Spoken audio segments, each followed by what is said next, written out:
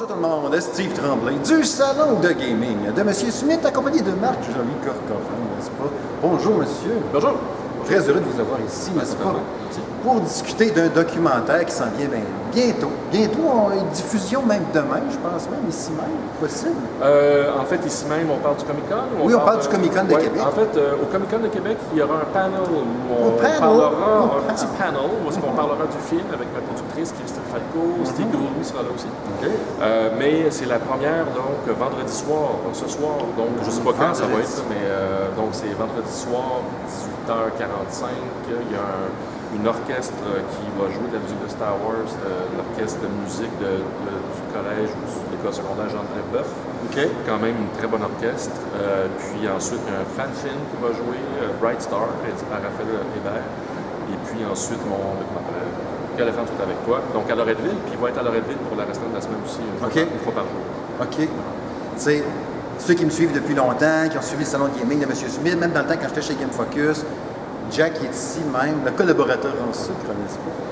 Il sait, j'en parle tout le temps. Ouais, Star Wars, puis on écoute le Mandalorian, puis on capote. On a commencé à écouter Andor, on capote. Puis Boba Fett, puis Star Wars, ça chie pas de mal. Boba Fett, on capote pas tant que ça. Ben ouais, mais les 3 derniers épisodes, quand Mandalorian est arrivé, j'ai trouvé que c'était bon. OK. Non? Oui, parce que c'était Mandalorian pour deux et demi. Ben oui, c'est ça. Là, c'était rendu bon. Tu sais, bébé Yoda était là, puis Ahsoka aussi, c'est sûr. Ahsoka, c'est bon. Mais ça a dû être un trip. T'sais, justement, j'adore ça. Puis de plonger dans cet univers-là, si à base vous êtes fan en plus de Star Wars, d'être dans cet univers-là, ça a pris combien de temps, mettons, tout préparer ça, le documentaire?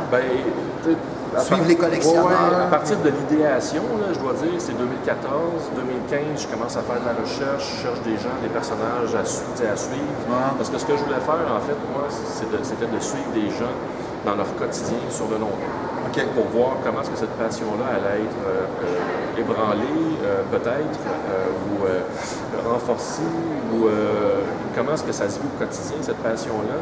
Surtout quand, par exemple, de la génération X, on est dans la quarantaine, et puis on a des enfants, une hypothèque, et comment est-ce qu'on continue à vivre cette passion-là de façon souvent plus intense et moins intense. Donc, j'ai tourné mes premières images de style, plus démo, en fait, au Comic-Con de Montréal 2016. OK. Puis, j'ai filmé Jeff et Kim, d'ailleurs. Okay. Jeff et Kim que je suivais, là, qui ont le Space Trash Show, qui sont connus dans la communauté des fans de Star Wars. Et puis, par la suite, ça a été une démo qui a convaincu ma productrice, donc Christine Falco, des films Caméra Obscura. Et puis, par la suite, mon premier vrai tournage a commencé en 2017, où là, je me suis dit, OK, je commence à suivre officiellement mes personnages dans leur passion. Donc, Malgus, qui est au Free Comic Book Day, donc dans une boutique de comics qui se costume en Stormtrooper. C'était la première fois que je le suivais. Puis il y a beaucoup de ces images-là d'ailleurs qui sont dans le documentaire. La première fois qu'on voit quand il se promène, ceux qui vont l'écouter, qui dit souvent je dis c'est dur d'être un Stormtrooper. La caméra avec un sourire, puis il marche devant la caméra. Puis ça c'était la première journée de tournage officielle carrément. Parce que je voyais dans la bande-annonce qui avait été diffusée récemment. Et le gars il disait dans la vie, j'aurais aimé ça voir un Stormtrooper pour vrai, mais ça se peut pas. Ça m'est jamais arrivé. Puis quand on était petit, on pouvait pas. Mais là, à cette heure, c'est accessible. Fait que c'est ça qui est trippant. On me dirait, mettons, si on met un costume de Star Wars, on va marcher dans la rue avec. Go, c'est que je sais. Accessible, mais pas donné. Ouais, il y a ça. Parce que s'investir dans une passion, ça peut être très dispendieux. Un costume de Stormtrooper, ça tourne autour de 2000, et peut-être plus, parce que là, il y a les vraies bottines blanches, il faut les avoir sur mesure, il faut les acheter.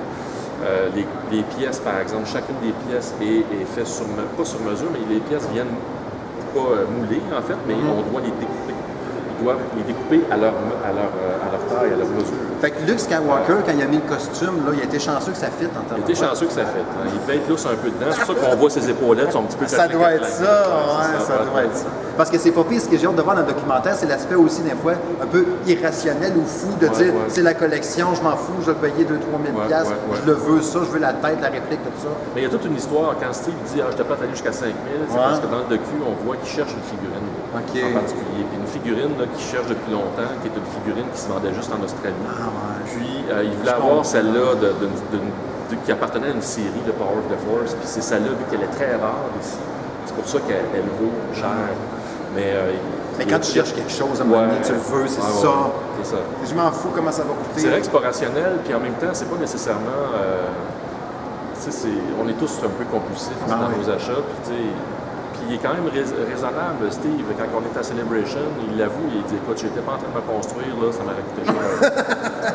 Parce qu'effectivement, ils montent des pièces là, qui étaient à 2000, 4000, mais qu'il n'a pas acheté parce qu'ils sont retenus. Quand même, il y a un équilibre à atteindre. Steve Gourley l'explique bien dans ce documentaire-là, dans mon documentaire, là, cet équilibre-là qu'il faut atteindre. C'est un peu mon Yoda d'ailleurs. Steve Gourley, c'est un peu mon Yoda dans le documentaire.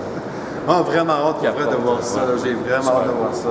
Fait que venez faire un tour au Comic-Con en fin de semaine et rencontrer monsieur ici présent pour le documentaire, là, quand ça va sortir. Mais ça sort là. Si j'ai fait ma job et que j'ai mis ça en ligne à soir, ben ça sort à soir. Le 7 octobre. Puis ça sort aussi à la maison du cinéma à Sherbrooke, le 14 octobre.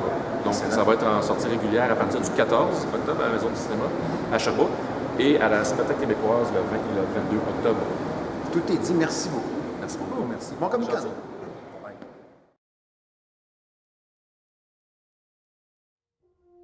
Lord Vader, yes, master. Right.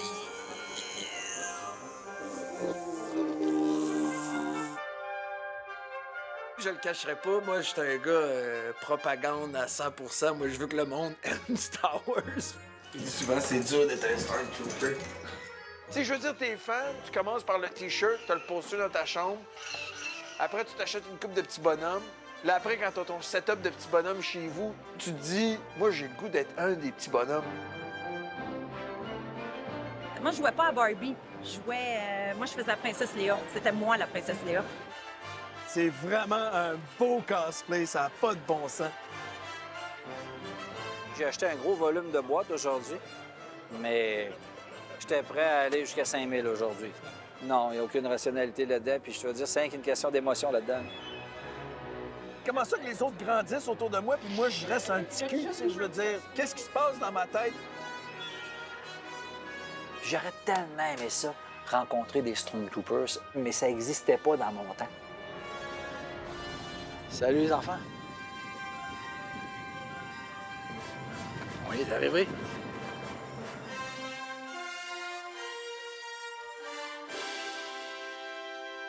Ça va s'arrêter quand?